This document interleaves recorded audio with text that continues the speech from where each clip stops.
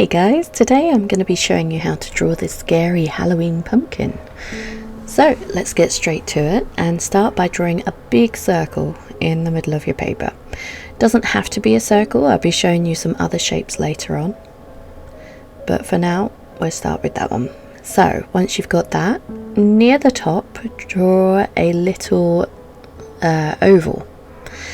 This will become our stalk, and then coming down from that we want two curved lines which will be the center segment of the pumpkin. So we're starting to get this beach ball kind of look about it, and we want a couple of other curved lines coming out from the stalk at the top, but leaving a smaller gap towards the edge of the circle. These will be the segments going round the corner to give it a more of a 3D look, and then just a couple of segments at the top there. So it really does look like a beach ball now. Now at the bottom we just want to curve off each segment, and we do this by curving it off, but as you go outwards make each segment slightly higher than the previous one.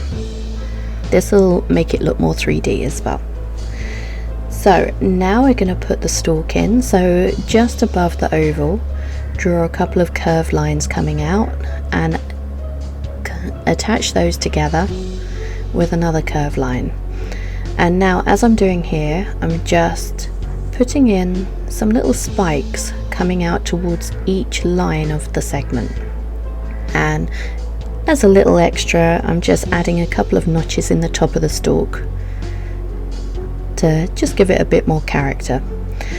So now what I'm doing here is I'm bringing in the outer segment so that it goes just behind the stalk, near the bottom of the stalk, and that will give it more of a 3D look. So now I'm just placing the eyes by drawing a couple of triangles just above halfway, and the top of the mouth is just below halfway with a large slightly curved line, and bringing it down to near the bottom with a larger curve. Now I'm just filling out the eyes now. I like them quite flouncy, I guess you could say. I think it gives it more character. So just doing a couple of sort of mild, I guess you could say, S-shape lines going around the triangles with a nice big curve to the outer edge for the eyeball shape.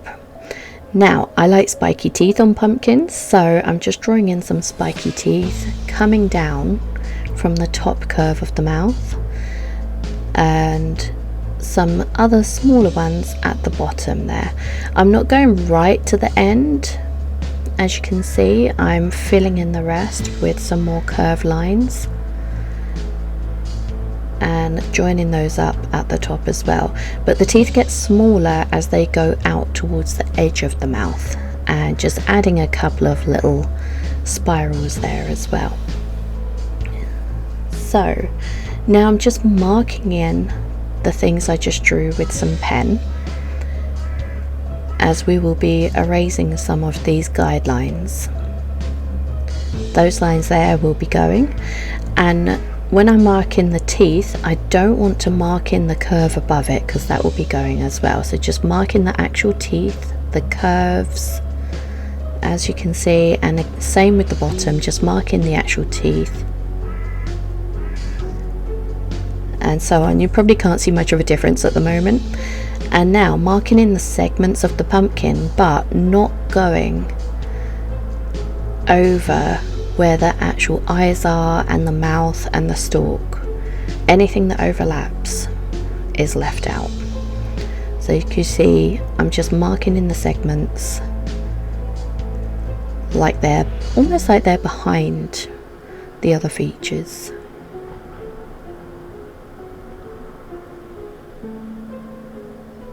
And up and around towards the stalk.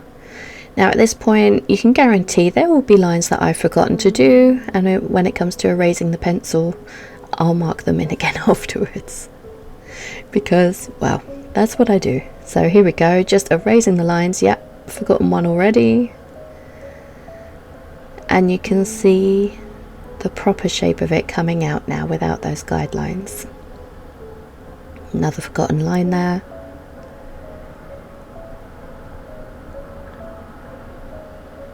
There we go. So as you can see, I didn't include the curve at the top of the mouth because it's like it's been carved out of the pumpkin. And just wanted to add a couple of extra little things. You don't have to add extra flounces, but I think it just tends to give it more character. Now, one option to give it a spookier look is to give each line a more of a jagged edge. So that's what I'm just demonstrating here. By the way, you don't have to draw this on graph paper. I just prefer to do rough drafts on graph paper. It helps me get things more even when I want them. But you can make the lines more jagged, as you can see, as I'm just doing here. I'm breaking down each curve into smaller straight sections, and that can give it quite a spooky look. So that's quite a nice option, I think. There we go. So there we have the rough draft already. And I just wanted to demonstrate that you can use this technique for different shaped pumpkins as well. So we've got more of a short fat pumpkin, more of a traditional gourd shape, I guess you could say, and a nice big tall pumpkin. So same technique, you got the outer shape, then the lines, the beach ball lines, just follow the shape of your outline, just cutting it into segments. Now, as you can see on this first one, I've given it a sad face. It doesn't have to be smiling. And sad eyes. I got the sad eyes by making the triangles go a slightly different direction. And you don't have to give it lots of teeth. You can just give it 2 like that, or you can give it square teeth, as I'm doing on this middle one. Very happy pumpkin, that one. As you can see, overlapping, like making the lines of the eyes come out a bit further, can make it look quite evil. That's one reason I like to do that. And this one I'm giving the same type of teeth as the other one, but as you can see, it looks quite different overall just by changing the shape of the pumpkin. And you can change the shape and size of the stalks, so you can really use this technique to create a whole host of pumpkins that all look very different, but all using the same simple technique. So just inking them in, leaving the gaps for the eyes and the mouth. I quite like the middle one. Lots of character on that one.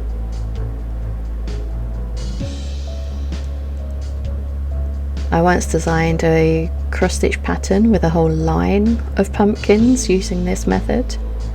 I really enjoyed that, actually. There we go, just erasing the guidelines. Please excuse the cat hair on my sleeves. So there we go. So now I've just transferred it using a light box onto some plain paper. You can also use a window if you don't have a light box. And now I'm just adding optional extras, but a little vine and some leaves.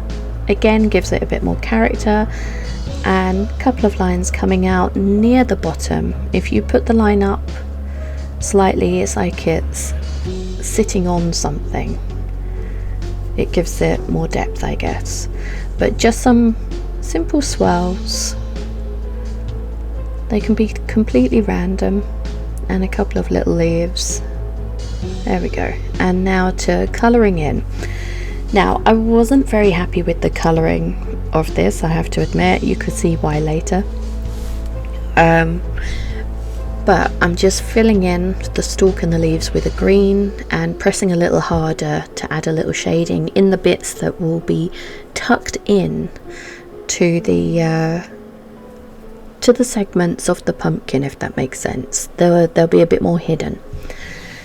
Now I'm just filling in the different segments, going from light in the center to darker as they go outwards, obviously missing out the eyes and the mouth as they're cut out. I'm not, honestly, I wasn't happy with the colours, the shades of orange that I chose. I don't think they particularly went well together. So that's why, after I've just done this one, I actually go over the whole thing with one shade of orange. That kind of brings it all together. So if ever you have a problem where the colours you've got or the shades you've got don't really go together as well as you'd like, you can bring them all together by using one colour over the top, almost like over dyeing when you're dyeing fabric. So just go over the whole thing and it ties it all together. I'm still not overly happy with it, but it's better than it was. Please excuse the very rough, quick colouring in, by the way. Now I'm just using a darker shade of orange now, just to add a little bit of shading. Again, where the segments go inwards, along the lines of the pumpkin, of the segments, just adding it darker because these will be inset. And same with the eyes, you know, where the eyebrows come out and things like that, you know, just add in little bits of dark lines. And now I'm just doing the same with a dark brown pencil, but a thinner shading, so you can still see the dark orange behind it. And now I'm just filling in as they would be cut out, filling in the eyes and mouth. You could also fill it in as though it's been like it's got a candle inside it, but I must admit I went for the easy option with this one. And yeah, I thought, well, it stands out more if you just go with solid. And now I'm just shading it with a black pencil around the edges. That's why I used the dark brown pencil in the first place, so I could give it a bit more depth. So again, just going around the edges, adding a little extra in the nooks and crannies, as you can see, and just lightly going over the rest of it, erasing any smudges, and then just adding a little light shadow around and underneath the pumpkin, so it looks like it's sitting on the ground.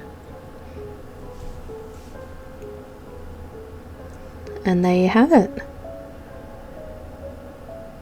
So I hope this has been a useful tutorial. Like I said, you can use it for different shapes. And if you enjoyed this video, please like and subscribe, and check out the merch store that you can see some of the products there now. And I will look forward to seeing you again soon. Take care. Bye.